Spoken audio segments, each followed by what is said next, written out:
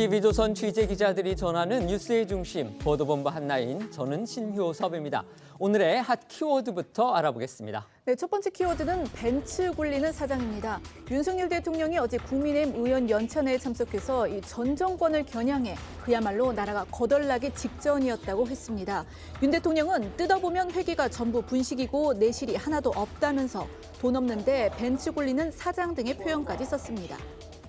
다음 키워드는 막말주의보입니다. 내년 총선 전략을 논의한 민주당 워크숍에서 지도부는 막말이나 설화에 휩쓸리게 되면 선거에 엄청난 영향을 미칠 수 있다며 입조심을 당부했습니다. 개별 의원의 실수로 운동장이 기울어질 수 있으니 본인 발언의 중요성에 대해 다시 한번 관심을 가져달라는 겁니다.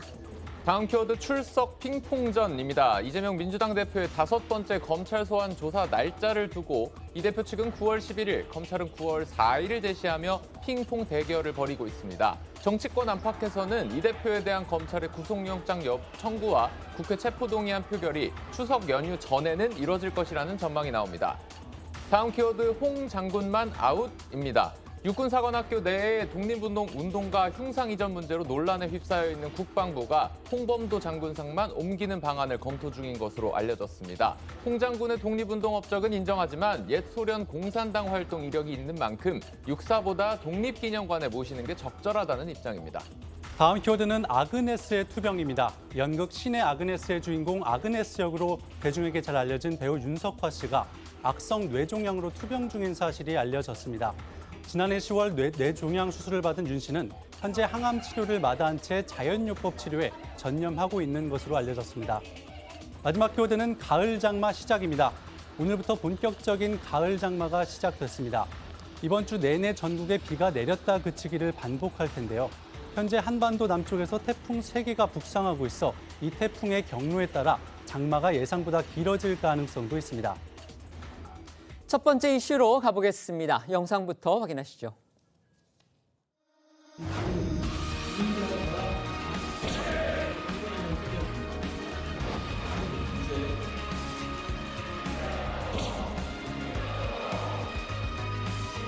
내일 총선에서 꼭 국회 교체, 정치 교체가 이루어질 수 있도록 잘못된 걸린 우리 국민들의 삶을 무한 책임진다는 각오로 정기국회에 임해주시기 바랍니다.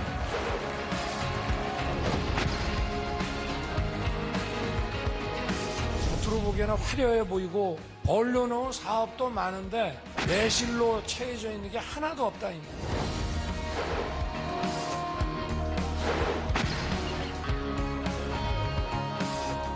지난 정부의 방만한 재정 운영으로 국가 채무가 400조 원 증가했고 지난해 처음으로 1000조를 돌파했습니다.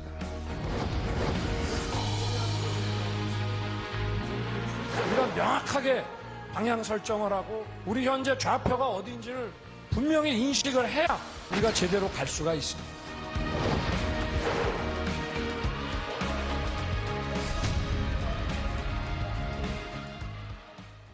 윤석열 대통령이 어제와 오늘 정치적으로 논란이 될 만한 발언들을 쏟아냈습니다. 오늘 국무회의의 경우에 내년도 예산안 등을 심의 의결하는 자리였는데요. 모두 발언을 통해서 전임 정부의 재정 운영을 또 정면으로 비판했습니다. 네, 오늘 오전에 용산 대통령실에서 국무회의를 주재한 윤 대통령이 지난 정부의 방만한 재정 운영으로 국가 채무가 400조 원 증가, 지난해 최초로 1000조 원을 돌파했다고 지적했습니다. 말씀하신 대로 내달 정기국회 개원을 앞두고 국회에 제출될 2024년도 예산안을 논의하면서였는데 윤 대통령은 특히 문재인 정부의 예산 운용을 방만 재정이다라고 비판을 하면서 재정 만능주의를 배격하겠다고 강조를 했고요.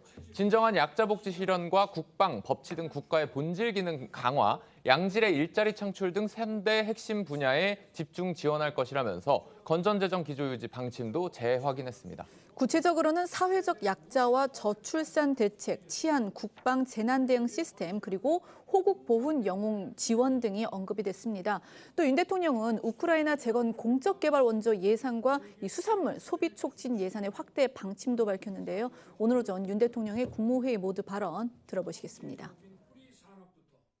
지난 정부의 방만한 재정 운영으로 국가 채무가 400조 원 증가했고 지난해 처음으로 1000조를 돌파했습니다. 우리 정부는 전 정부가 푹 빠졌던 재정 만능주의를 단호하게 배격하고 건전 재정 기조로 확실하게 전환했습니다. 내년도 총 지출은 656조 9천억으로 잡았습니다.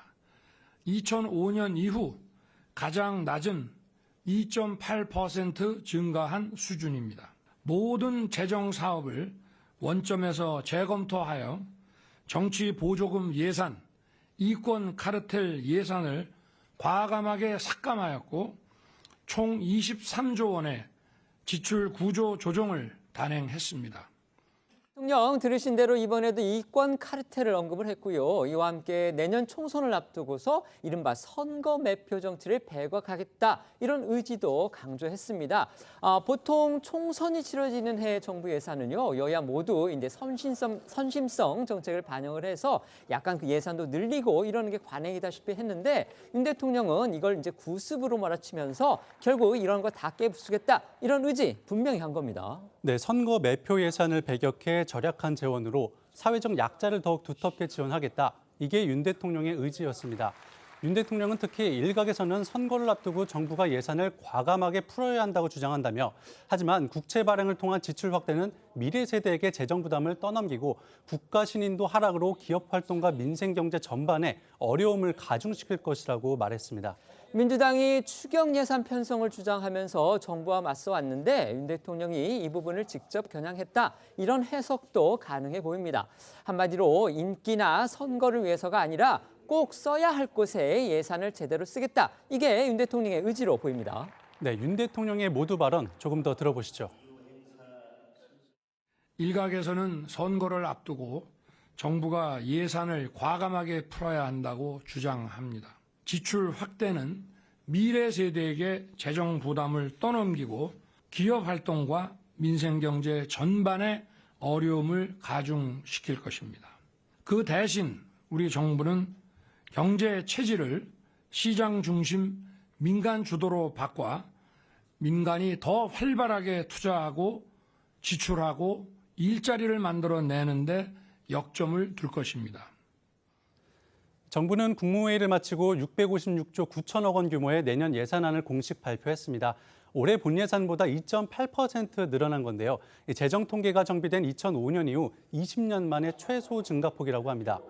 총선용 선심 예산은 없다. 선거 생각하지 않고 허리띠를 바짝 졸라매겠다는 정부의 의지가 분명히 확인된 셈이지만 과연 국회의 심의 관문을 순조롭게 통과할 수 있을지는 또 다른 문제라는 지적이 나옵니다.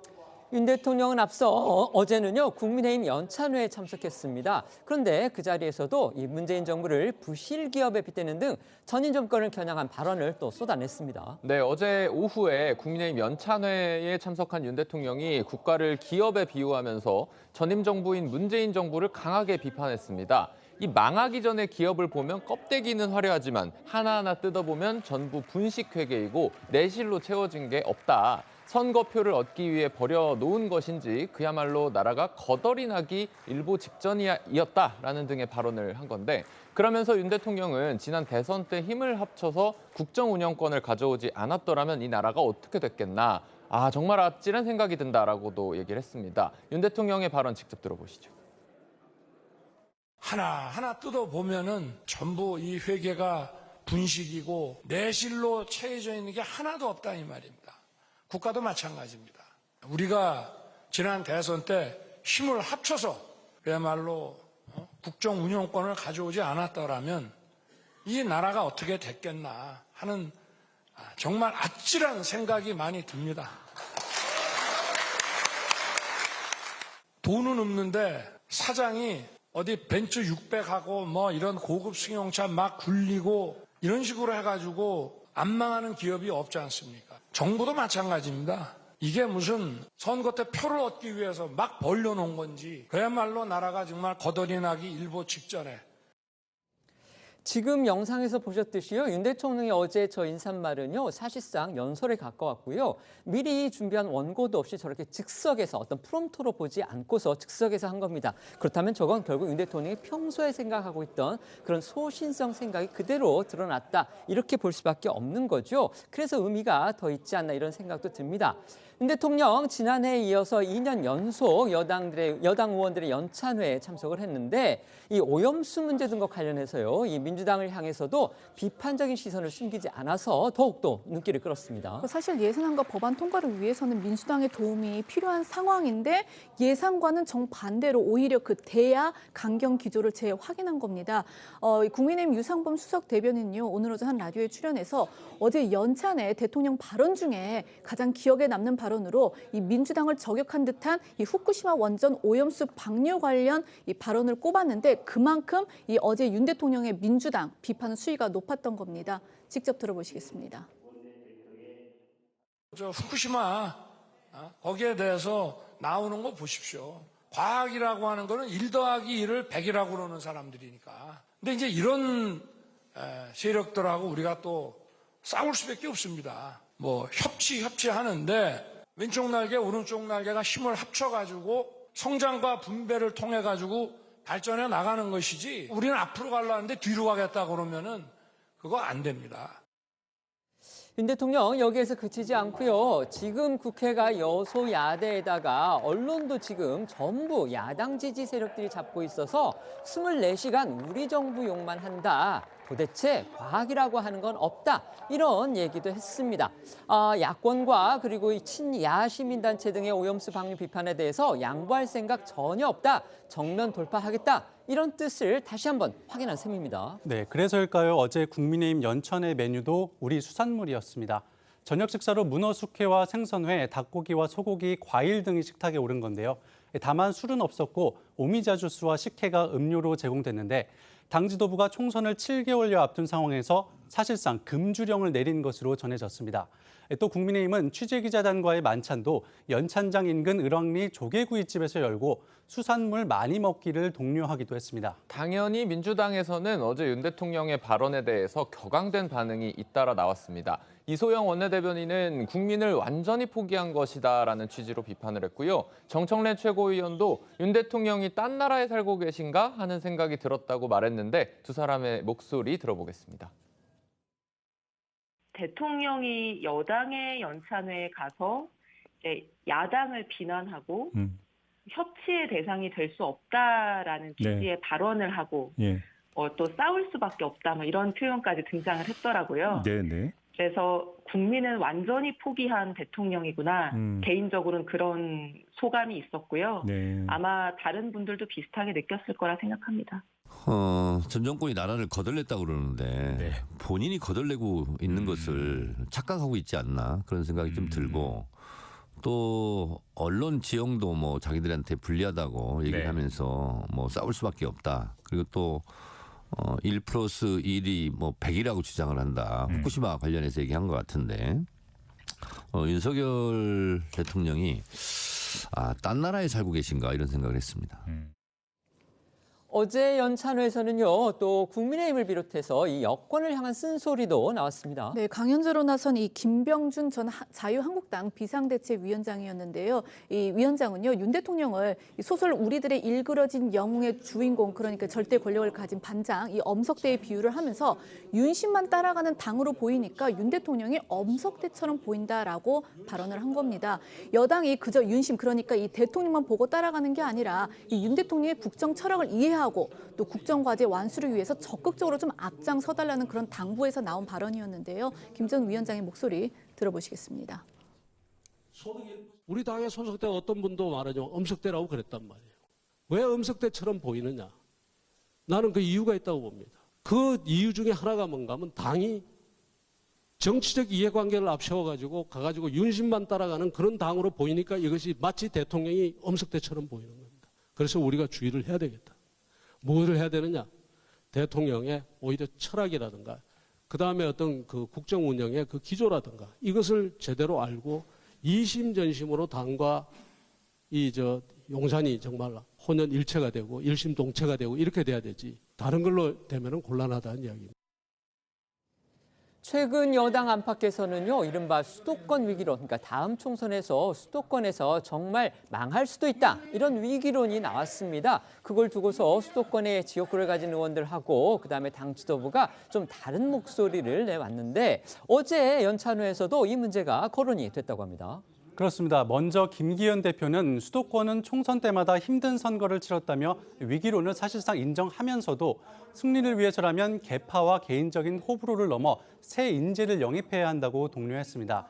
좋은 인물이 새 바람을 일으킨다면 취약 지역과 수도권에서도 압승을 이룰 수 있는 기반을 반드시 만들어낼 것이라고도 말했습니다. 관련해서 내년 총선에서 이제 여권의 수도권 구원 투수로는요, 원희룡 국토부 장관 그리고 한동훈 법무부 장관을 주목해왔던 게 사실입니다.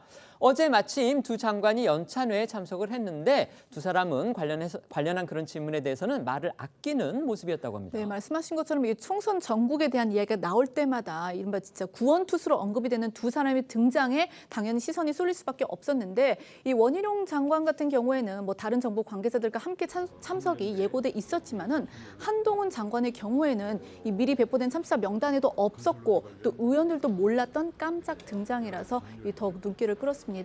하지만 말씀하신 것처럼 이 두 사람 모두 총선 출마설에 대한 취재진 질문에는 말을 아끼는 모습이었는데요. 먼저 원 장관의 답변부터 들어보시겠습니다. 부동산 정책에 대해서 총선에 대해서 구도를 짜고 이런 부분은 당에서 할 부분이라고 생각을 합니다. 제가 언급할 부분은 아닌 것 같고요. 또 잘못 언급하면 또 선거법도 또 고발할 테니까. 현재는 국토부의 업무에 전념하고 거기에서 최대의 성과를 내므로써 윤석열 정부의 국정 동력을 확대하는데 모든 힘을 기울여야 될 때라고 생각을 합니다. 한동훈 장관도 총선 역할론 질문을 받았는데 내 답은 늘 똑같다, 비슷하게 계속 얘기해왔다고 답했습니다.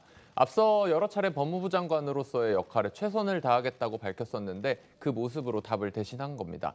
이어서 한 장관은 수도권에 새 사람이 필요하다라는 김기현 국민의힘 대표 발언에 대해서도 그런 말을 들어보지 못했다면서 제가 드릴 말씀이 아니라고 말했습니다. 관련해 지난달 한 장관의 답변도 다시 들어보겠습니다. 왜 총선 출마한다는 얘기가 좀 돌고 있던데. 저는 지금 이런 일을 열심히 하기 위해서 최선을 다하고 있고 그 과정에서 제가 뭘 하고 싶고 뭘 해야 된다? 그게 뭐가 중요하겠습니까? 저는 법무장관으로서 지금 제가 하고 있는 일을 더 열심히 더 선의를 가지고 할 수 있도록 그냥 하루하루 노력하겠습니다. 그런데 오늘 유상범 수석 대변인은요, 한동훈 장관이 어제 연찬회에서 이 총선 참여를 기대하기 어려운 모습을 보였다, 이렇게 말을 해서 또 눈길을 끌었습니다. 이건 어떤 이야기였습니까? 네, 어제 연찬회에서 한 장관이 법무부에서 추진하는 주요 법안과 현안들을 아주 심도 있게 막힘없이 설명을 했는데 이런 모습으로 볼 때 총선 참여를 기대하기는 어렵다고 생각했다는 겁니다. 또 유 수석 대변인은 한 장관이 선거대책위원장을 맡을 거라는 일각의 관측에 대해선 민주당에서 나온 이야기다 라면서 선을 그었습니다. 유 수석 대변인의 이야기도 잠시 들어보겠습니다. 한동훈 장관이 참석했습니다. 예. 참석해가지고 그때 이제 여러 가지 지금 법무부에서 추진하는 주요 법안 현안들, 뭐 각종 난민 이민 문제 이런 것에 대해서 아주 심도 있게 막힘을 설명을 하는데 지금 한동훈 장관은 굉장히 지금 이 법무부 전체의 업무에 대한 그 집중도가 높고요.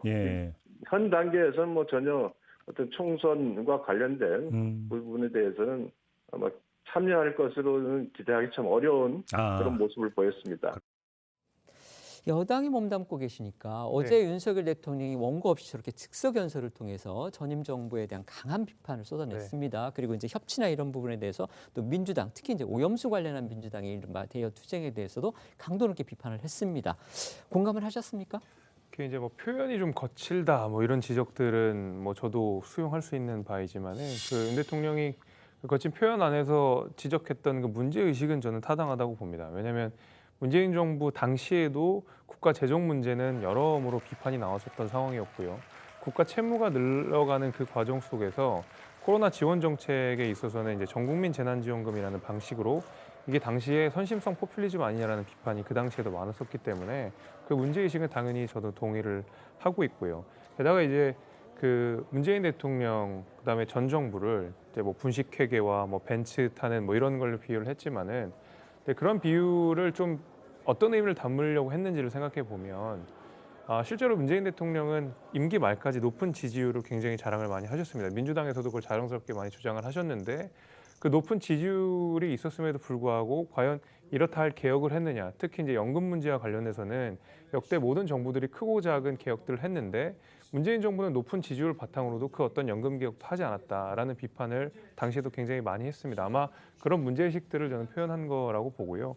오염수도 마찬가지 아니겠습니까? 이게 과학적으로 안전하다는 것과 사회적으로 이걸 불안감을 느끼지 않는다는 다른 차원의 문제인데 야당으로서 방류가 이미 시작된 마당에 다시 한번 과학 문제를 가지고 와서 이 어떤 국제기구의 보고서 자체를 못 믿겠다. 이거는 과학이 아니다. 과학의 진정성을 같이 들고 나오면서 비과학적 이야기를 하는 상황이었기 때문에 문제의식은 타당했으나 그 표현 방식이 다소 거칠다라는 생각은 좀 듭니다. 네. 그러니까 오염수 방류에 대해서 대통령이 직접 국민을 상대로 입장 발표도 안 하셨어요. 국무조정실의 1차관이 그걸 대신했단 말이에요.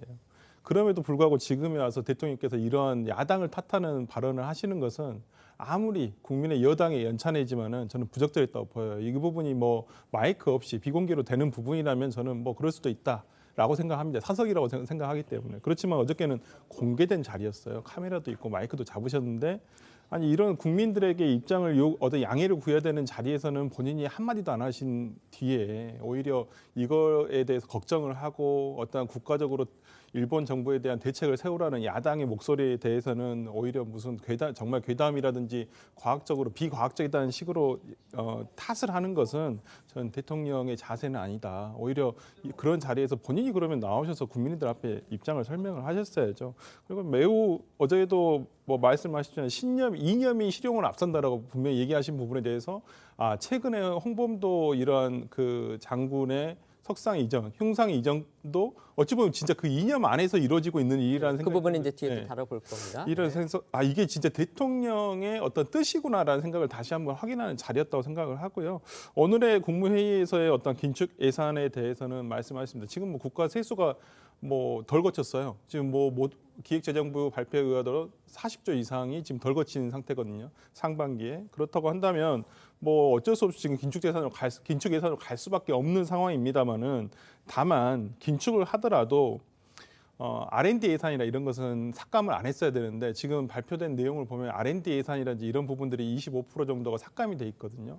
R&D 예산 같은 경우는 국가 R&D 사업 같은 경우는 국가 미래 먹거리 사업인데 이런 부분까지 그냥 분별 없이 흑석을 가리지 않고 부정적으로 쓰이는 부분에 대한 예산을 잡아는 당연히 내야죠. 하지만 이걸 전부 다 그냥 삭감한다 이런 식으로 나와버리면 국가 미래 먹거리는 뭘로 먹고 살 것인지 참 걱정이 앞섭니다. 네. 민주당도 어제부터 오늘까지 이 워크숍, 그러니까 연찬회입니다. 이 워크숍을 열었습니다. 일각에서는 이번 자리가 민주당 계파 갈등의 분수령이 되지는 않을까 이런 관측도 있었는데 분위기가 그런 방향으로 흐르지는 않았다고 합니다. 네, 민주당은 어제 이 강원도 원주에서 워크숍을 열었는데요. 이 자리에서 정기국회 운영 전략에 이어서 이 민주당 가치 확장의 장 이걸 주제로 토론을 열었습니다. 이 해당 토론이 자유 토론으로 이제 진행되는 세션인 만큼 이 당의 미래를 둘러싼 뭐 난상 토론이 오갈 가능성 그게 이제 점쳐졌는데 관련해서 뭐 계파 간 이해가 첨예하게 엇갈리는 혁신안 그리고 뭐 사법 리스크와 관련해서는 이재명 대표의 거취 등이 만약 테이블에 오르면은 이게 이제 계파 간 이견이 분출될 수도 있다 이런 이제 예측도 있었었죠. 게다가 어제가 8월 28일이었는데 이게 이 대표가 취임한 지 1주년 되는 날이었습니다. 그래서 이 대표 체제 1년 평가를 놓고도 의원들이 어떻게 의견들을 낼지 관심들이 쏠릴 수밖에 없었는데요. 하지만 실제 토론은 큰 이견이나 충돌 없이 진행이 됐다고 합니다. 관련해 목소리 듣고 오겠습니다. 아주 뭐 분위기 좋아요. 분위기는 굉장히 좋습니다. 여러분들이 기대하는 분열과 분란 이런 멘트들은 없었습니다. 전혀.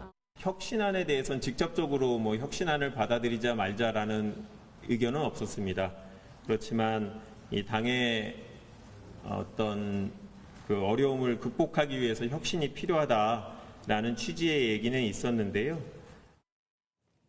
당 지도부가 제시한 주 의제가 총선 승리 전략 이거였고요. 또 여야가 이제 같은 날 정기국회를 앞두고 의원들의 행사를 가졌기 때문에 민주당 의원들로서도 자신들이 이제 분쟁을 드러내고 저쪽은 단합을 다짐하고 이렇게 하면 너무 비교가 되니까 그래서는 안 되겠다. 그런 공감대가 또 있지 않았나 추측은 해볼 수 있습니다. 네, 실제로 어제 워크숍에서는 총선 승리를 위한 전략이 비중 있게 다뤄졌는데요. 특히 최근에 잇단 도덕성 논란으로 당 이미지가 실추된 탓에 지지율 답보 상태에 있다라고 진단을 했고 또 도덕성 회복과 함께 유능한 민생정당의 면모를 부각해야 한다는 데 의견을 모았다고 합니다.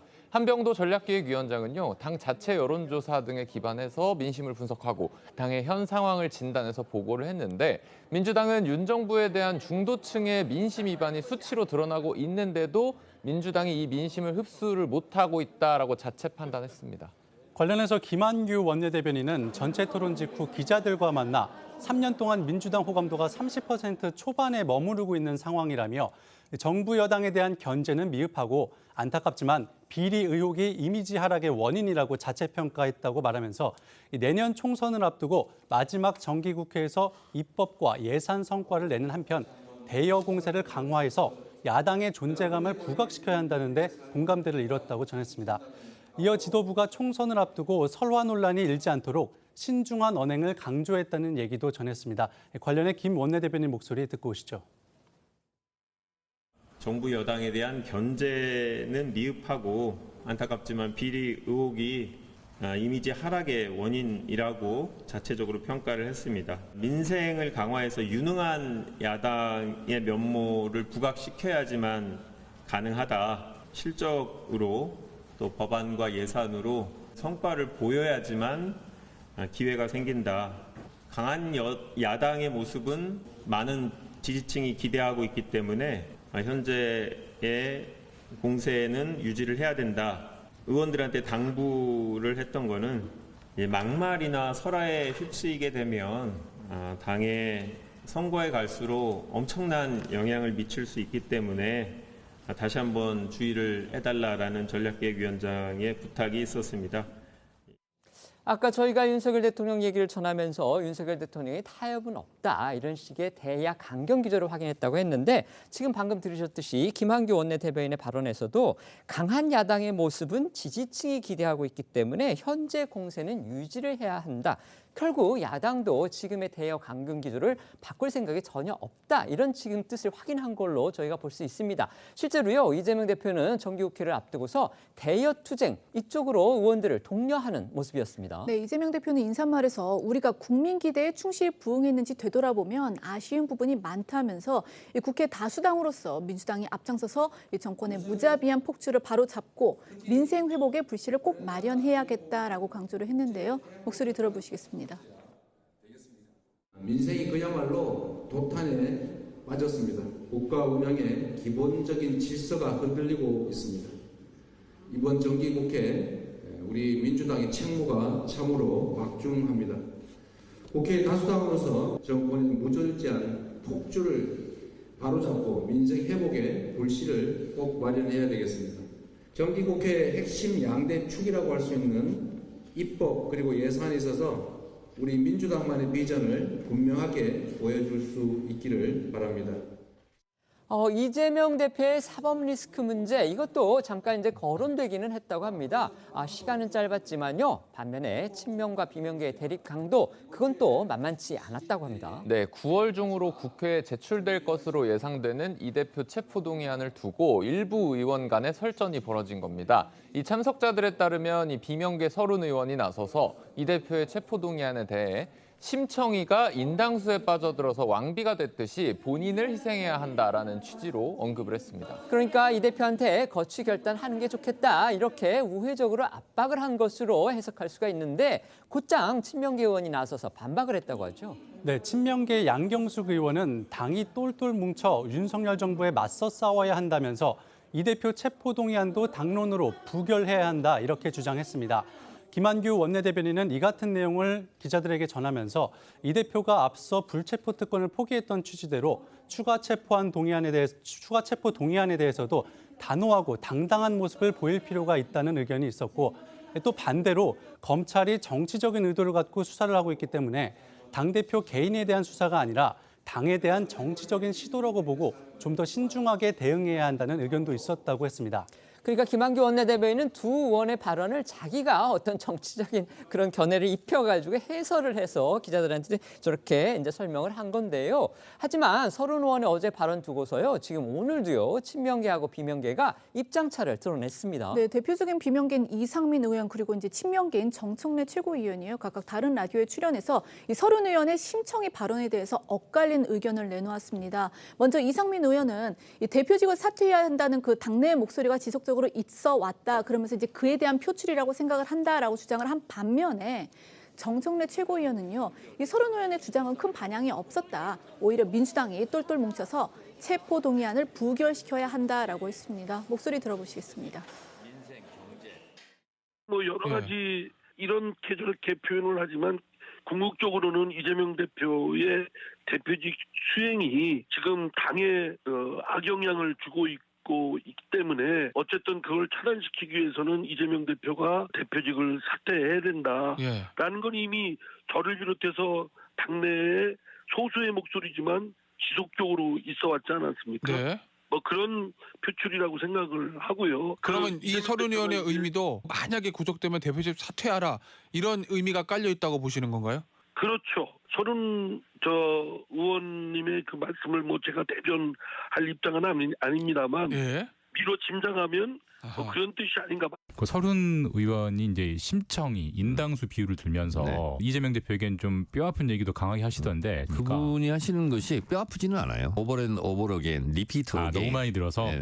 그 뭐 이청만 열리면 하시는 분이기 때문에 그래서 또 의원들이 야유도 하고 그만 좀 해라. 많이 먹었다 아니가. 그래서 큰 반향은 없었고 그래서 저는 이런 무도한 검찰의 포갑 앞에서는 저는 민주당이 똘똘 뭉쳐서 저는 부결시켜야 된다 이렇게 생각합니다. 정청래 최고위원의 얘기처럼 이 서른 의원의 주장은 뭐 어제 오늘 처음 나온 얘기가 아니기 때문에 그거보다는요. 저는 어제 워크숍에서 이 친명계로 불리는 양경수 의원이 당이 똘똘 뭉쳐서 윤석열 정부 맞서 싸워야 한다. 이 대표 체포 동의안을 당론으로 부결해야 한다. 이렇게 주장을 한 겁니다.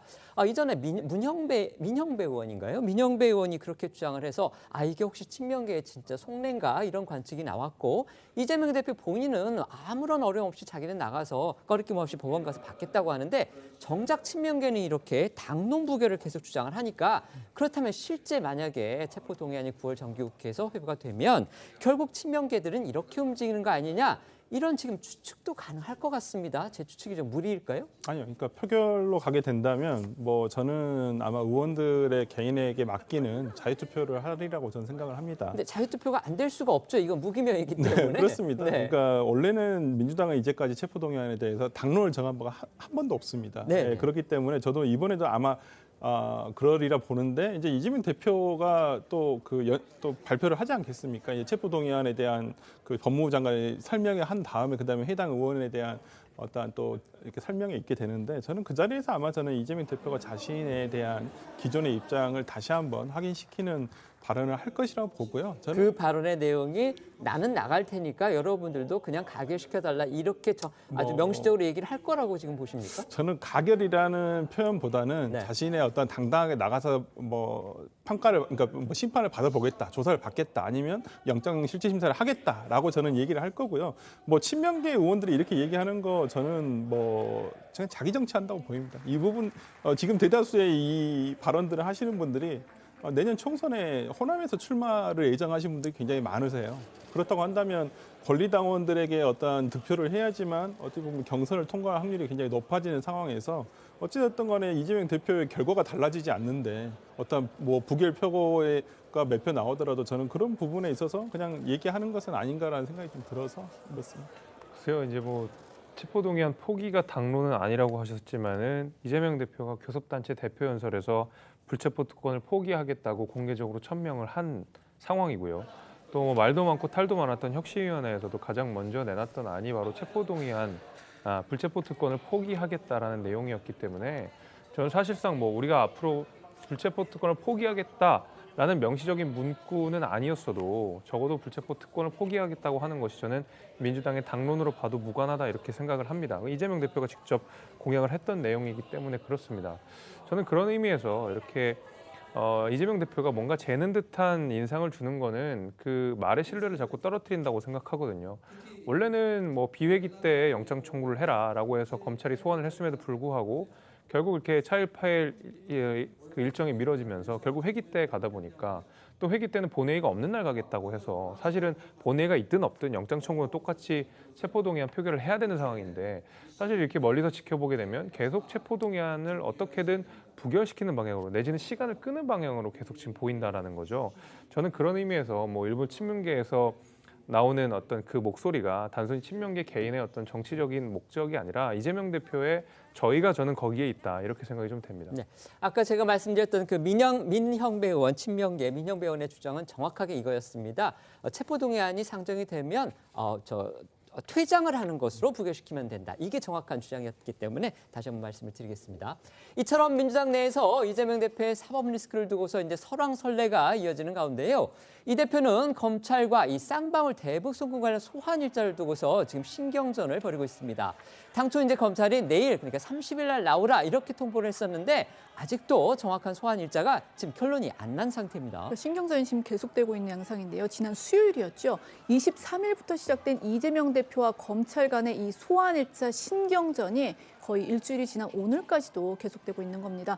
검찰은 당초 이 대표에게 오는 30일 그러니까 내일 이 쌍방울 대북 송금 그 의혹과 관련해서 소환 조사 받으라 이렇게 통보를 했는데 당시 이 대표는 30일에는 바빠서 시간 못 낸다. 그 내일인 당장 내일인 24일에 출석하겠다 이렇게 맞받아쳤었죠. 그리고 검찰이 이를 거부하자 이 대표 측은 다음 달인 9월 중 정기국회 본회의가 없는 기간 그러니까 9월 11일부터 15일 주에 출석하겠다고 다시 통보를 했는데 그동안 나온 이재명 대표와 민주당 목소리부터 들어보시죠. 검찰에서 일방적으로 이제 출석을 통보한 것 같으니까 이재명 대표께서 지금 말씀하신 대로 내일 오전에 바로 조사받으러 가겠다 이렇게. 30일 나가실 생각은 있으신 건가요? 말씀드린 것처럼 다음 주에는 일정상 도저히 제가 그렇게 시간을 내기 어렵습니다. 수요일 30일은 현장 최고위가 목포에서 열립니다. 31일 날 목요일 날은 원래 오늘이 이재명 당대표 취임 1주년인데 31일 날 기자 간담회가 있을 예정입니다. 9월로 넘어가서 9월 본회의가 없는 그러니까 9월 11일주 정도 될 것 같습니다. 그러면서 민주당은 검찰이 이 대표에 대해 30일 소환을 고집하는 게 정기국회가 시작되는 다음 달 구속영장을 청구해서 민주당의 분열을 유도하겠다는 그 시커먼 야욕의 발로다라고 맹비판하기도 했는데 다만 이 대표가 민주당 측이 제시한 다음 달 11일 주 소환 조사를 받게 되더라도 정기국회 회기 기간 내에 체포안 표결은 불가피해진 상황은 맞습니다. 그리고 통상적인 일정을 감안했을 때 추석 전에 이 대표에 대한 체포안 표결이 진행될 수도 있을 것으로 보입니다. 그러니까 다시 말씀드리면 검찰이 통보한 30일이나 다음 달 4일은 물론이고요. 민주당이 지금 제시한 다음 달 11일 그 주에 이제 소환을 조사를 받더라도 어쨌든 검찰이 영장을 청구한다면 체포동의안의 본회의 표결은 불가피한 그런 상황이 된 겁니다. 민주당으로서 이제 그래도 이 대표가 원하는 소환 일자를 통보를 해서 이른바 기싸움에서 검찰한테 밀리지 않겠다 이런 의도로도 보이는데요. 하지만 검찰 이것도 사실상 거부했죠. 네, 검찰은 민주당이 제시한 다음 달 11일과 15일 사이가 아닌 다음 달 4일, 그러니까 다음 주 월요일에 출석하라고 재통보했습니다. 그러면서 검찰은 이미 지난 23일 일주일 여유를 두고 이 대표 측의 30일 출석을 요구했지만 국회 비회기 중임에도 출석을 거부하고 9월 11일에서 15일 중 출석하겠다는 일방적 통보를 받았다고 덧붙였습니다. 그러니까 검찰은 피의자의 일방적 통보는 수용할 수 없다. 지금 그런 입장인데요. 앞서 한동훈 법무부 장관 역시도 이 대표를 겨냥해서 무슨 식당 예약하듯 한다. 이렇게 비판을 한 적이 있습니다. 그러니까 이 대표가 비회기 기간에 구속영장 청구하라고 이제 검찰을 압박을 하니까 이제 그렇게 한동훈 장관이 비판을 한 건데요. 한 장관 목소리 들어보시겠습니다. 범죄 수사를 받는 피의자가 마치 식당 예약하듯이 자기를 언제 구속해달라고 요구하는 건 누가 봐도 비정상적인 일이죠. 입으로는 특권을 포기한다고 말씀하시지 않았습니까? 그런데 희한한 특별 대접 요구가 참 많으신 것 같습니다. 사실 이재명 대표는 이 대장동 의혹 등으로 이 검찰 소환 조사를 받으면서도 몇 차례 자신이 이제 검찰에 출석하고 싶은 날짜를 스스로 정해서 말한 적이 있습니다. 그때마다 이 국민의힘을 중심으로 이런 비판이 나왔었죠. 일반 피의자들이 검찰에 이 자신의 출석 일자를 통보하는 일은 없다. 이 대표가 특권 의식에 사로잡혀 있다. 이제 이런 비판이 터져 나오기도 했는데 앞서 자신의 검찰 출석 일자를 언급을 했던 이 대표 목소리 들어보시겠습니다. 또 오라고 하니 제가 가겠습니다. 주중에는 일을 해야 되겠으니까 제가 27일 아니고 28일 토요일에 출석하겠습니다. 출석 일시는 수사 준칙인가 거기도 있지 않습니까? 피의자와 협의라고. 저도 노는 사람이 아니고 주중에는 좀 일을 할 수 있게 좀 주말을 활용하면 좋겠다는 생각이 들고요. 이를 둘러싼 여야 공방도 지금 계속되고 있습니다. 네, 국민의힘은 어제 논평을 통해서 이 검찰 소환 조사가 말 한마디면 자리 비워두고 기다리는 식당 예약쯤 되는 줄 아는 모양이다라면서 이재명 대표를 비판을 했습니다. 앞서 김기현 대표는 이 심각한 범죄 혐의로 조사를 받는 것이지 나들이 소풍을 가는 것이 아니다 이렇게 이제 꼬집기도 했었죠. 반면 민주당에서는 어떤 반응이 나오냐면 최대한 빨리 소환하고 빨리 구속영장도 청구하라는 것이 이 대표의 입장이었는데 검찰이 이 정치적 의도를 가지고 미룬 것이 아니냐 이제 이런 반박이 나온 겁니다. 관련해서 여야 목소리 들어보시겠습니다. 수험생이 정해진 수능일이 아니라 수험생 자신에게 유리하다고 생각하는 날짜에 혼자 시험을 치러 가겠다고 해서는 안 됩니다. 심각한 범죄 혐의로 검찰 조사를 받는 것이지 나들이 소풍 가고 있는 것이 아닙니다. 9월 첫째 주로 못을 박아서 오라 가라. 정기국회 시작하고 얼마나 많은 일정들이 지금 예정돼 있습니까? 7월, 8월에 빨리 해달라고 요구할 때는 아무것도 안 하고 시간을 허비하다가 9월 4일에 무조건 출석해라. 저는 그거 자체가 굉장히 야당 대표를 무시한 것일 뿐만 아니라 정치적인 의도를 가지고 있는 것이어서 그것에 대해서는 비판하지 않을 수가 없고요. 자, 이런 가운데 오늘 쌍방울 대북 송금 의혹 관련해서 주목할 만한 재판이 열렸습니다. 바로 공전을 거듭해오던 이화영 전 부지사 재판이죠. 그렇습니다. 이화영 전 부지사는 저희도 계속 전해드렸던 대로 이 한 달이 넘도록 변호인 선임 문제 때문에 제대로 된 재판을 받지 못했습니다. 그렇습니다. 그간의 상황을 다시 한번 살펴보면요. 이화영 전 부지사의 재판을 계속해서 맡아왔던 변호인단에 대해서 이 전 부지사의 부인이 검찰 측의 회유와 압박을 주장하면서 해임 신고서를 냈습니다. 이후에 대신 변호에 나섰던 변호인도 검찰의 회유 압박을 주장하면서 이 전 부지사 검찰 진술을 허위라고 주장하고 사임하는 돌발 행동을 벌였습니다. 그러니까 이화영 전 부지사가 검찰 조사에서 이재명 대표한테 그러니까 당시 경기지사죠. 대북 송금 관련 보고를 했다 이렇게 진술을 했는데 그 부분을 그 변호사가 허위라고 주장을 한 겁니다. 그런데 이런 변호사의 얘기에 대해서 이 전 부지사는 내 동의가 없는 진술이다 이렇게 밝혔던 겁니다. 네, 때문에 이 전 부지사는 기존의 변호인단이 계속 변호해 주길 바란다 이런 뜻을 밝히기도 했었고요. 검찰과 국민의힘에서는 사실상 이 대표 측이 고의로 재판을 지연시켜서 이 전 부지사의 법정 증언을 막으려고 하는 것 아니냐 이런 비판을 내놓기도 했었는데요. 민주당은 검찰의 회유와 압박을 재차 주장하며 재판 지연에 민주당이 있다는 의혹을 일축했습니다. 당시 나왔던 여야 목소리와 함께 한동훈 장관 목소리도 들어보시죠. 보스에게 불리한 법정 진술하는 걸 막으려고 부하 입막으려는 마피아 영화에서나 나오는 극단적인 증거인멸 시도이고 사법 방해입니다. 법정에서 이렇게 하는 장면은 제가 재판하면서는 보지 못한 것 같습니다. 따진다면 이재명 대표에게 사실 이익이 되는 방향으로 재판이 지금 진행된 거거든요. 어쨌든 책임 있는 변호인이 회의 협박을 주장했다는 것은 대단히 중요한 사태이고요. 미션도 변호인의 일이고요. 그 미션이 누구의 미션이냐? 민주당의 미션이라는 건 그거는 말도 안 되는 허무맹랑한 얘기고요. 이화영 전 부지사는 결국 지난 재판에서 그 사선 변호인을 구하지 못해서 오전 재판에는 홀로 출석을 했었고 재판부가 이제 그때 더 이상 이제 재판 지연은 안 된다 그러면서 국선 변호인을 지정을 했습니다. 때문에 오늘 재판 역시 이 국선 변호인이 이 전 부지사와 함께 출석을 했습니다. 오늘 오전에 알려진 재판 상황도 좀 전해주시죠. 그러니까 재판부는 먼저 이 전 부지사에게 이 사선 변호인 선임을 했느냐 어떻게 돼가느냐 이렇게 진행 사항을 물었다고 하는데요. 이 전 부지사는 현재까지는 없고 노력하고 있다. 가능한 다음 주까지 이 사선 변호인을 선임할 수 있도록 하겠다라고 답을 했고, 다만 이제 재판부는 이 새로운 사선 변호인이 선임이 된다 하더라도 이 기존의 수사 기록과 공판 기록을 파악하는 데 시간이 걸리기 때문에 재판이 지연될 것에 대한 어떤 우려를 표했다고 하고요. 검찰 역시 지금 현재 주 1회 진행되고 있는 이 공판을 좀 원활한 재판 진행을 위해서 주 2회로 변경해달라 이렇게 재판부에 요청을 했습니다.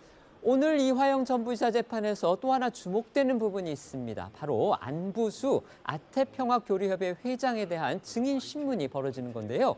기밀 사항인 국정원 문건이 제시될 예정이기 때문에 이게 비공개로 재판이 전환됐다고 합니다. 네, 안부수 아태협 회장은요, 이재명 대표가 경기지사일 때 경기도하고 쌍방울 그룹을 북한에 연결해주면서 사실상 이 대북 브로커 역할을 한 인물로 알려졌습니다. 지난 2018년에 아태협과 경기도가 함께 주최한 북한 인사 초청 행사에서 나온 이 대표와 안부수 회장의 목소리를 이어서 들어봅니다. 이 대회를 위해 많은 도움을 주신 이재명 경기도지사님과 관계자 여러분들에게 감사를 드립니다. 정부나 기업의 지원 한 푼 없이 오직 저희들의 힘으로 이 사업을 진행해 왔습니다. 북측 대표단 여러분, 역사적인 발걸음을 온 마음으로 환영합니다. 아시아 태평양이 함께 손을 맞잡고 열어가는 평화와 번영을 우리 경기도가 든든히 뒷받침하겠다고 약속드립니다. 이 안부수 회장에 대한 증인 신문이 주목되는 건요. 바로 안 회장이 지난 공판에서 이화영 전 부지사가 북측 인사에게 사업비를 지원해주겠다고 약속했으나 이를 지키지 못해 김성애 북한조선 아태유 실장이 난처해야 한다는 내용을 국정원에다 보고했다 이렇게 증언했기 때문인데요. 검찰은 앞서 재판부가 직권으로 발부한 영장을 통해 국정원을 압수수색해 국정원이 안부수 회장을 면담하고 작성한 내부 2급 기밀 문건을 확보했고 이를 오늘 재판 증거로 제출한 것으로 알려졌습니다. 해당 문건에는 이 전 부지사가 북한에 지원을 약속한 것을 북한이 김정은 국무위원장에게도 보고했다는 내용도 담긴 것으로 전해졌습니다.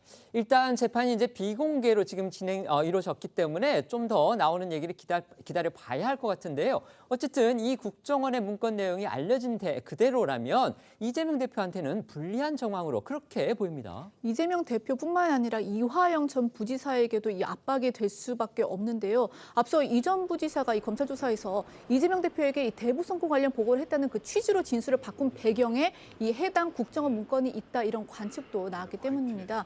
이 전 부지사가 오늘 재판에서도 어떤 좀 유의미한 법정 증언을 내놓을지도 주목되고 있고 또 안부수 회장이 이 김성태 전 쌍방울 회장처럼 이재명 대표에 대한 향한 이 본격적인 폭로를 시작할지 이 부분도 좀 관심의 상황입니다. 앞서 기자가 말씀드렸듯이요. 이 안부수 아태협 회장은 쌍방울, 그다음에 경기도, 북한 이 삼각의 거래 관계에서 상당히 중심에 서 있는 그런 인물이라고 볼 수가 있습니다. 결국 이 모든 거래를 갖다가 주선했던 일종의 브로커 역할을 했던 그런 사람이고 또 어느 정부든 간에 이 대북 사업 문제는 국정원의 암묵적인 어떤 지원이라든지 그다음에 허가가 없이는 불가능하기 때문에 결국 안부수 씨가 이런 거래를 갖다 주선한 그 뒤에는 결국 국정원의 협조 내지는 암묵적인 묵인이 있었을 거다 이런 그런 관측이 가능한 겁니다. 그런데 실제로 이 안부수 회장이 국정원에 대해서 당시에 이루어졌던 거래 내용을 갖다가 다 보고를 했고 그것이 국정원의 정식 기밀 문건으로 있었다. 그리고 이거를 검찰이 지금 압수수색을 통해서 확보를 해서 재판부에 증거로 제시해서 오늘 지금 재판부가 보고 있다는 겁니다. 자, 이 상황 어떤 의미가 있습니까? 그러니까 이 국정원 문건 같은 경우에는 벌써 한 두세 달 전 정도의 재판에서 이화영 피고인 측에서 먼저 요청을 했던 거예요. 재판부에 그러면 안부수라는 사람이 증언을 했었는데 그럼 본인이 국정원에 보고를 했다고 하니 그럼 보고 문건이 있을 거 아니냐. 그럼 거기에 대해서 뭐 문서 제출 명령을 통해서건 좀 제출을 해달라고 했으면 좋겠다. 본인들도 못 보니까. 근데 이걸 문서 제출 명령이란 걸 통해서 하면 국정원에서 내놓지를 않아요. 국가 기밀 사항이기 때문에. 그래서 재판부에서 직권으로 영장 발부를 통해서 검찰에서 가서 이 부분을 확보를 한 것이거든요. 네. 그래서 그 내용이 뭐 이화영 피고인 본인에게 유리할지 안 할지는 이제 뭐 모르는 상황에서 나오는데 지금 문건의 내용에 대해서는 이제 안부수 측이 당시에 그 북한과의 어떤 그 관계에 있어서 그러한 것들을 다 일일이 보고로 형태로 제출을 했다라는 것이고요. 그 보고서가 지금 오늘 재판에 제출된 것인데 당시에 어떤 뭐 북한과의 상황이라든지 이런 부분에 대해서 뭐 상세하게 말씀을 못 드리겠지만은 뭐 지금 보도에 나오는 바에 그러한 내용들이 있었다라는 것들이 지금 추정되고 있습니다. 그러니까 그 보도의 핵심이라는 것이 그거 아닙니까? 결국 이재명 당시 경기도지사가 이화영 전 부지사를 통해서 했던 어떤 대북 경협이라는 내용이라든지 네. 그다음에 쌍방울의 대납이라든지 이런 부분을 어쨌든지 간에 이화영 전 부지사가 알고 있었고 이화영 전 부지사를 통해서 이재명 당시 경기지사도 알고 있었을 가능성이 크다. 그거를 충분히 추론할 수 있는 내용이 그 문서에 담겨 있느냐. 이게 핵심이잖아요. 뭐 당시에 안부수 씨가 어떤 이재명 대표 당시 도지사가 어떤 직접 지시를 했다거나 어떤 이런 것을 보고를 받았다라는 부분에 대해서는 뭐 내용이 있을 수도 있습니다만은 뭐 제가 밝히기는 좀 뭐하고 이 부분에 대해서는 아마 후에 아마 공개되는 시간이 오면 아마 그 부분에 대해서 공개가 될 거라고 생각을 하고요. 근데 이제 당시에 왜 이제 안부수 씨가 이러한 내용을 했었냐면 당시 경기도의 이화영 부지사에게 안부수를 소개시켜 준 것도 국정원이었어요. 이건 이미 재판에 다 나왔던 내용이고 제가 지금 말씀드린 내용들은 그렇기 때문에 안부수 씨가 이 중간에 어떤 경기도 당시에 경기도와 북한과의 관계에 있어서 이러한 대북 사업을 하면서 하나의 브로커 형식으로 했던 것이고 그러한 과정에서의 내용들 그다음에 쌍방울과의 관계 이런 부분들에 대해서 보고를 했던 것이고 근데 이게 2018년도 12월 말을 기준으로 끊깁니다.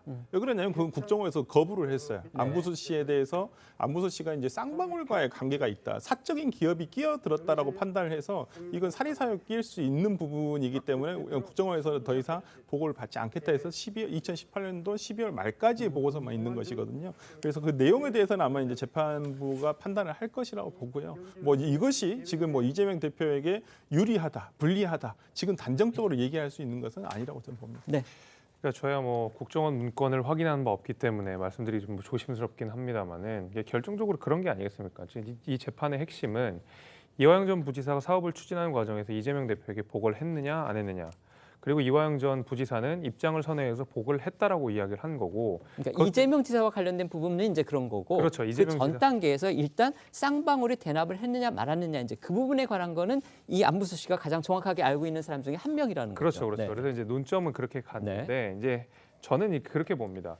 앞서 국정원 문건을 제가 확인할 수는 없었습니다만은 지금 이화영 전 부지사의 말에 신뢰를 하지 못한다라고 이거는 철저하게 검찰에게 플리바게니 말하자면 형량을 흥정해서 된 거다. 회유당했다라는 주장이 제일 많았거든요. 근데 이 국정원 문건 때문에 이화영 전 부지사가 자신의 입장을 선회했다라는 이야기들이 언론 보도를 통해서 그 이유 중에 하나다는 거죠. 예, 그렇다 그러면 실제로 저 국정원 문건 자체에 실체가 있다라는 이야기인 것이고 만약에 그게 사실이라고 그러면 그 실체 안에는 대북 송금 관련된 이야기, 쌍방울과의 연관성, 그 이후에 이재명 대표와의 보고와 관련된 어떤 진위 여부 이런 것들이 저는 국정원 안에 문건이 있었기 때문에 앞서 말씀 주신 대로 이 내용이 어떤 내용인지 앞으로 확인해 봐야 되겠지만 확실히 이 지금 재판의 국면을 바꿀 수 있는 중요한 터닝 포인트는 될 거라고 봅니다. 네, 방금 들어온 속보부터 전해드리고 진행하겠습니다. 오늘 아까 저희 기자가 말씀드리기로는 이제 오늘 오후에 이화영 전 부지사의 증언이 이루어질 가능성도 있기 때문에 저희가 지켜봐야 되겠다 이렇게 말씀을 드렸는데 현장 취재 기자의 말로는 오늘 오후에 이화영 전 부지사의 오후 재판 자체가 지금 이루어지지 않는 걸로 그렇게 속보가 들어왔습니다. 또 더 이상의 소식이 들어오면 그때 또 다시 전해드리도록 그렇게 하겠습니다. 때 아닌 이념 논쟁의 불씨가 된 홍범도 장군 흉상 이전 문제 살펴보겠습니다. 국방부가 육군사관학교 교내 흉상은 물론이고요. 지금 현재 국방부 청사 앞에 설치된 그 홍 장군의 흉상도 이전을 검토한다. 이렇게 지금 밝혀서 논란이 확산되고 있습니다. 국방부가 어제죠. 이 청사 앞에 있는 홍범도 장군의 흉상을 이전하는 방안을 검토하고 있다. 이렇게 이제 공식적으로 밝혔습니다. 이 홍 장군의 이 구소련 공산당 활동 등에 관련한 지적이 있어서 검토를 진행하겠다는 것이 이제 국방부의 설명인데 아직 이전이 결정되지는 않았다. 이렇게 덧붙였습니다. 어제 국방부의 입장 보시겠습니다. 국방부 현재 검토하고 있으나 결정된 바는 없습니다. 홍범도 장군과 관련돼서 공산당 입당 또는 그와 관련된 활동 이런 부분이 지적되고 있어서 이 흉상은 18년도에 전체적인 어떤 공감대나 또는 합의가 이루어지지 않은 상태에서 좀 급작스럽게 추진된 부분이 있어서 그런 부분에 대해 육사 내부에서도 여러 가지 이견이 있었던 것으로 압니다. 홍 장군의 흉상천거 논란이 시작된 거는요. 사실 육군사관학교 바로 거기서부터 지금 이루어진 겁니다. 맞습니다. 당초 육군사관학교는 교내에 설치된 홍범도, 김좌진, 지청천, 이범석 장군과 또 이 신흥무관학교 설립자인 이회영 선생 등 이른바 이 독립전쟁 영웅 5명의 흉상을 독립기념관으로 이전하는 걸 검토하고 있는 걸로 전해졌었죠. 앞서 말씀드린 이 흉상들은 지난 2018년 3.1절을 기념해서 육사 강이동 현관 앞에 세워졌고요. 흉상 건립 이후에 문재인 전 대통령이 74기 육사 졸업 및 임관식 여기에 직접 참석해서 의미를 부여하기도 했습니다. 그만큼 이 홍범도 장군 등 이 독립전쟁 영웅에 대한 재조명은 문재인 정부의 중점 사업이기도 했던 거죠. 당시 문재인 전 대통령 발언을 직접 들어보시겠습니다. 신흥무관학교 설립자 이회영 선생과 홍범도, 김좌진, 지청천, 이범석 장군의 정신이 여러분이 사용한 실탄 탄피 300kg으로 되살아났습니다. 조국을 위해 몸바친 선열들의 숭고한 애국 정신을 군인 정신으로 이어가겠다는 다짐입니다. 국방부는 지난 정부에서 공감대나 합의가 이뤄지지 않은 상태에서 급작스럽게 추진된 부분이 있어서 내부에서 이견이 있었다라고 설명을 했는데요. 다만 논란이 커지니까 5명의 흉상 중에 홍범도 장군 흉상만 이전하는 쪽으로 가닥을 잡은 것으로 보입니다. 홍범도 장군만 이전하는 방안이 유력하다 이건데 이건 또 왜 그런 건지 그 이유가 좀 알려졌습니까? 국방부는 홍범도 장군의 경력 중에서 1921년 소련 자유시에서 독립군이 충돌했던 사건인 이른바 자유시 참변 경력을 문제 삼고 있습니다. 국방부는 홍범도 장군이 자유시 참변 당시 독립군 재판위원으로 참가했고 봉오동 청산리 전투에서 빨치산으로 참가했다는 의혹을 제기했습니다. 또 여기에 지난 1927년 소련 공산당에 입당했던 전력까지 고려하면 흉상을 설치해 기념하는 게 이 북한 공산군을 주적으로 삼아서 교육하는 육군사관학교의 정체성에 맞지 않다는 게 국방부의 공식 입장입니다. 일각에서는 이제 아까 저희 기자가 소개해드렸던 대로 이제 문재인 정부에서 이 일을 추진해서 또 관철을 시켰기 때문에 현 정부의 전 정권 지우기의 일환이다 이런 비판도 지금 나오고 있고요. 야당에서도 지금 그런 논조로 강하게 비판하고 있습니다. 네, 민주당은 현 정권을 향해서 홍범도 장군의 흉상을 이전하려는 것은 철진한 색깔론이자 천박한 정치 선동이다라고 공격하고 있습니다. 이 홍범도 기념사업회 이사장을 맡고 있는 우원식 의원도 이 독립운동에 좌우가 있느냐 하면서 강하게 비판을 했는데요. 야당 목소리 들어보시겠습니다. 건국적 논란부터 친일 논란 그리고 국정교과서 이제는 독립군 흉상 제거 참 윤석열 정권 걱정됩니다. 국군의 뿌리인 독립군과 광복군의 역사를 지우는 것은 윤석열 정부의 천박한 정치 선동으로 보입니다. 당장 석고 대죄하고 독립영웅 흉상의 철거 방침을 거두십시오. 도를 넘어도 정말 한참 넘은 거다. 정말 이 사람들 제정신이 아닌가 보다. 독립운동가에 대한 모멸감을 심어주는 행위 아니겠습니까? 정말 잠을 잘 수 없을 정도로 분노를 참을 수 없더라고요. 독립운동의 좌우가 따로 있습니까? 그러면 좌익에 가담했던 박정희 전 대통령 업적도 지워야 되는 겁니까? 대통령실 그리고 여당의 입장은 어떤가요? 네, 대통령실은 국방부와 육사가 알아서 할 일이다라면서도 논란이 있는 건 사실이라는 입장인데요. 홍범도 장군이 항일 무장투쟁을 이끈 독립운동가이고 그 공로를 당연히 인정해야 되는 건 맞지만 육사보다는 독립기념관에서 기리는 게 더 적합하고 우리 군의 확고한 대적관에 이 부정적인 영향을 줘서는 안 된다는 게 대통령실의 기류인 것으로 전해졌습니다. 유상범 국민의힘 수석 대변인도요. 국방부에서 육군사관학교와 함께 이 국민적 여론을 감안해서 합리적이고 올바른 결정을 할 것으로 기대한다는 조금은 원칙론적인 입장을 밝혔는데 대통령실과 여당의 입장도 듣고 오겠습니다. 그거는 육사하고 국방부에서 알아서 할 거예요. 대통령실에서 이래라 저래라 하는 것처럼 하는 거는 모양이 좀 좋지 못한 것 같아요. 긍정적인 부분은 긍정적인 대로, 부정적인 부분들은 부정적인 부분대로 국민들에게 다시 한번 이게 여가가 돼야 된다. 홍범도 장군과 관련된 부분은 봉오동 전투에서 대승을 이끈 독립전쟁의 영웅이시고 또 한편 자유시 사변에 있어서 여러 가지 논란도 있으신 분입니다. 국방부에서 육군사관학교와 함께 국민적 여론을 감안해서 합리적이고 올바른 결정을 할 것으로 기대합니다. 그러니까 대통령실하고 여당의 입장을 종합을 해보면 지금 이번 논란은 이제 정치권 발이 아니다. 이거는 군 내부에서 문제 제기가 이루어져서 벌어지는 것이다. 이런 건데요.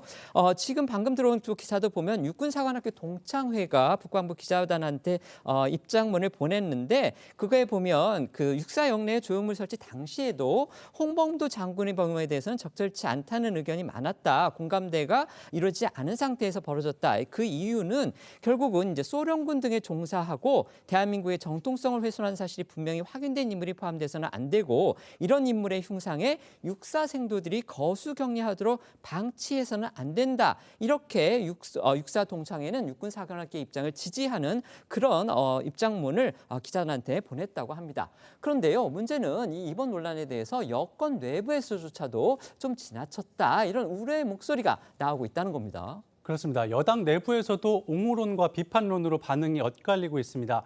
국회 외교통일위원회 소속 태영호 국민의힘 의원은 육사는 북한군과 싸워야 할 주적 개념이 뚜렷한 군을 키워내는 곳인데 과연 이곳에 홍범도 장군 흉상을 모셔야 하는가라면서 홍 장군의 흉상을 이전해야 한다고 주장했고요.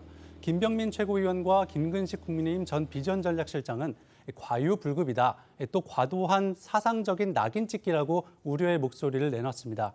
또 국민의힘 소속인 김태흠 충남지사도 홍범도 장군이 6.25 전쟁을 일으켰던 것도 아니고 1943년에 돌아가셨기 때문에 우리나라가 분단될지도 몰랐다는 점을 들면서 공산당 입당 경력을 문제 삼는 건 너무 단편적인 시각이라고 비판했습니다. 목소리 듣고 오겠습니다. 과유불급이 아닌가 생각이 좀 듭니다. 지금 이제 정권 교체되고 난 다음 이와 같은 방식의 일이 진행되게 된다면 불필요한 논란만이 더 뜨거워지지 않을까라는 생각이 들고요. 저는 과도한 그 사상적인 낙인 찍기라고 생각합니다. 이분이 돌아가신 것은 1943년에 돌아가셨잖아요. 그리고 우리나라가 뭐 국가 분단될지 뭐 이런 여러 가지를 몰랐던 상황 아니에요. 6.25 전쟁이 일어날지 이런 거 몰랐던 상황 아니에요. 그렇지 않습니까? 지금부터는 어쩌다 이런 일이 코너로 이어가겠습니다.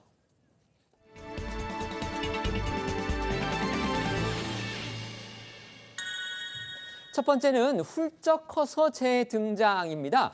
북한 김정은 국무위원장이 오랜만에 딸 주애와 함께 공개 석상의 모습을 드러냈는데 이 주애의 지금 외모가 관심입니다. 네, 사실 김정은, 김주애 부녀가 공개 석상에 함께 모습을 드러난 게 100여일 만인데요. 지난 27일이죠. 북한 해군전을 하루 앞두고 해군 사령부를 방문해서 장병들을 격려하면서 이때 이제 김 위원장이 딸 주애와 동행을 한 겁니다. 오랜만에 이 모습을 드러낸 김주애는요, 이날 이 검은색 바지에 흰색 정장 재킷을 입은 다소 좀 어른스러운 복장이었는데요. 머리는 그 어머니 리설주가 떠오르는 이 반묶음 스타일로 좀 성숙한 느낌을 더했고 겉보기에도 3개월 전보다는 좀 부쩍 자란 듯한 그런 느낌이 있습니다. 조선중앙통신은 김정은 위원장이 사랑하는 자제분과 함께 해군사령부에 도착했다고 전했는데요. 여기서 사랑하는 자제분은 김주애를 지칭합니다. 북한 매체는 이전에도 김주애를 향해서 존귀하신 자제 혹은 존경하는 자제라는 표현을 사용한 바 있는데요. 과거 보도 내용 보고 오시죠. 경애하는 존 비서동지께서 존귀하신 자제분과 함께 촬영장에 나오시자 전체 참가자들은 열렬한 흠모심을 뜨겁게 분출하며 폭풍 같은 만세 환호를 힘껏 터쳐 올렸습니다. 김정은 동지께서 존경하는 자제분과 함께 숙소에 도착하시자 가장 뜨거운 경모의 정을 안고 영접했습니다. 네, 북한 매체의 보도를 보면은 김주애가 김 위원장 옆에 서서 해군 고위 간부들과 기념 촬영도 하고 연회에서도 김 위원장 옆에 앉아 있는 모습을 볼 수 있는데요. 헤드 테이블에는 리설주와 동생 김여정도 자리를 함께했습니다. 일각에서는 작년 말부터 공식 석상에 여러 차례 모습을 보인 김주애가 유독 군사 분야에서 등장이 잦은 데 주목을 하고 있고요. 실제로 북한이 공개한 김 위원장 부녀의 동행은 15차례 중에 12건이 군사 분야였다고 합니다. 일부 전문가들은 김주애가 김정은의 후계자로 내정됐음을 시사하는 것 아니냐는 분석도 내놓고 있습니다. 저는 처음에 김주애하고 저렇게 동행을 했다고 해서 부인 리설주가 어디를 갔나 이렇게 생각을 했는데 지금 연회에는 나왔다고 합니다. 그렇다면 저렇게 연회에 나온 부인을 동행하지 않고 딸을 동반한 거 역시 이례적이다 이렇게 볼 수밖에 없겠는데 주로 이제 군사 공개 석상에 그것도 딸을 주애를 동행한 거 이것도 역시 저희가 눈길을 끌 수밖에 없습니다. 이날 행사에서 김 위원장이 또 주목할 만한 발언들도 쏟아냈죠. 네, 그 한미일 정상회의 개최 약 열흘 만에 이제 김 위원장이 처음으로 이 삼국 회의를 언급을 했는데요. 김 위원장은 이 자리에서 삼국 정상을 향해 깡패 우두머리다 이렇게 이제 막말에 가까운 맹비난을 쏟아내면서 적대 세력들의 무모한 대결 책동으로 한반도가 가장 불안정한 이 핵 전쟁 위험 수역으로 변해버렸다 이렇게 발언을 하기도 했습니다. 그리고요, 김 위원장이 남한을 남조선이 아니라 대한민국으로 지칭한 점도 주목할 부분입니다. 앞서 김 위원장의 동생인 김여정 노동당 부부장이 담화 등을 통해서 대한민국이라는 표현을 사용하면서 이 북한이 대남 전략의 관점을 국가 대 국가로 전환하는 것 아니냐는 관측이 나오기도 했었는데요. 김여정 부부장의 담화 이후에도 남조선이란 표현을 사용했던 김 위원장까지 이번 연설에서 대한민국이라고 사용을 하면서 한미일의 군사적 협력에 경계심과 적대감을 드러냈다는 분석입니다.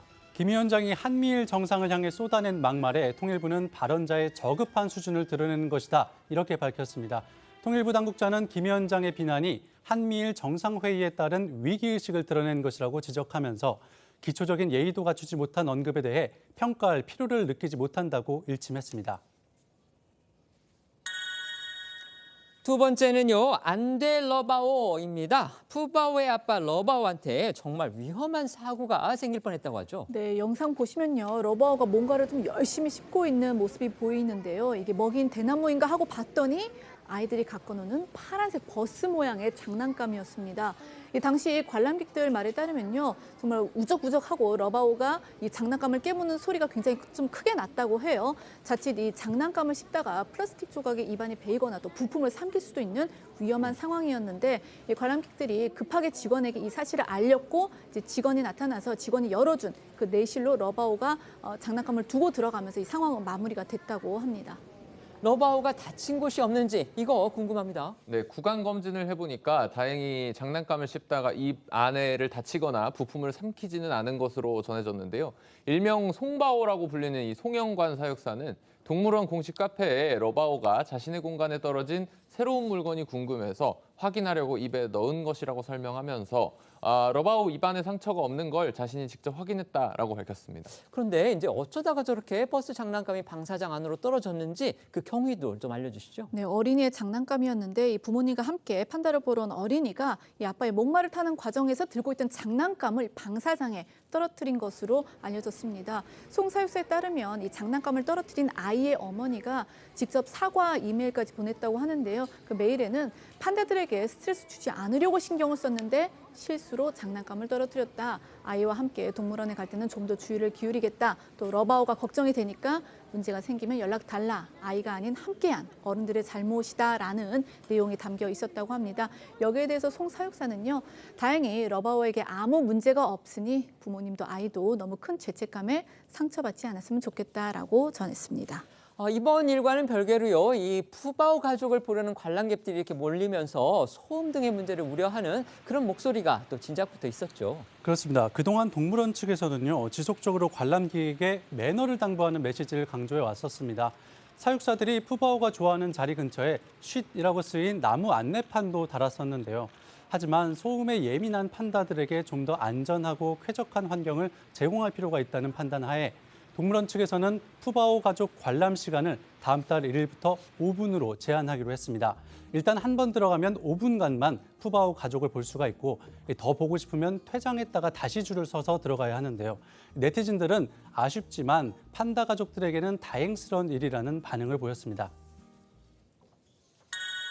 세 번째는요, 아그네스의 투병입니다. 영국 배우 윤석화 씨 소식입니다. 네, 연극 신의 아그네스와 명성황후 등 이 수많은 연극과 뮤지컬 작품에 출연하면서 공연계의 대모로 불리는 분, 바로 연극 배우이자 연출가 윤석화 씨가 지난해 뇌종양 수술을 받고 투병 중인 근황을 알렸습니다. 윤 씨는 지난해 8월 그 연극 햄릿 공연을 마친 뒤에 그 영국 출장지를 찾았는데 거기에서 쓰러졌고 당시 런던에서 에어 앰뷸런스를 타고 서울로 와서 20시간이 넘는 수술을 받은 것으로 알려졌는데 사실 쓰러지기 전부터 왼쪽 팔이 약해지는 등 좀 건강에 이상 징후가 있었다고 합니다. 그런데 이제 본인 일 때문에 치료를 미루다가 해외에서 결국 일이 생긴 겁니다. 지금 윤석화 씨의 몸 상태는 알려졌습니까? 윤석화 씨는 항암 치료를 하면 식욕과 기력 기력이 떨어지니까 항암 치료 대신에 자연요법 치료에 집중하고 있는 것으로 전해졌습니다. 보도 내용을 종합해보면 윤석화 씨는 주치의로부터 종양의 크기가 줄어들고 있다는 소견을 들었다면서 일상생활을 하는 데는 무리가 없는 상태라고 말한 것으로 알려졌고요. 매일 외출을 하고 좋은 사람들과 만나서 식사를 하려고 노력한다면서요. 이 하루를 살아도 나답게 사는 것이 중요하다고 강조한 것으로 전해졌습니다. 투병 생활을 하고 있는데도요, 이 무대에 대한 윤석화 씨의 열정은 아주 여전하다. 또 이렇게 전해졌습니다. 네, 윤석화 씨는 연합뉴스와의 인터뷰에서 올해 3월부터 일주일에 한 번은 무조건 공연장에 가서 공연을 보겠다는 생각으로 3시간이 넘는 공연을 보고 있다고 전했습니다. 한 자리에서 3시간이 넘는 공연을 보는 게 굉장한 집중력과 체력을 요구하는 일이지만 이렇게 윤석화 씨가 공연 보기를 고집하는 건 언젠가는 다시 무대에 서기 위해서였다고 합니다.